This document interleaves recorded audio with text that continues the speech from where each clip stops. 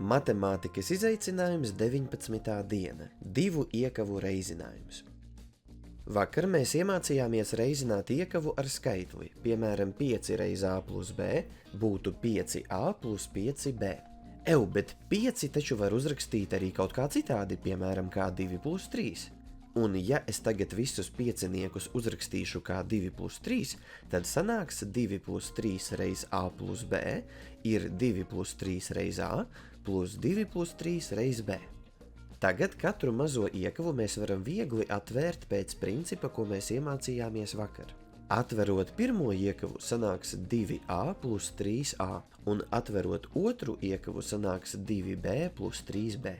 Var pamanīt, ka, lai sareizinātu divas iekavas, vajag sākumā atvērt tikai vienu iekavu. Mūsu piemērā mēs sākumā atvērām iekavu a plus b, un katru šīs iekavas saskaitāmo sareizinājām ar pirmo iekavu. Un pēc tam vēlreiz veicām atvēršanas procesu. Šo iekavu reizināšanas principu mēs varam pierakstīt šādi. Iekavās a plus b reiz iekavās c plus d ir vienāds a plus b reiz c plus a plus b reiz d.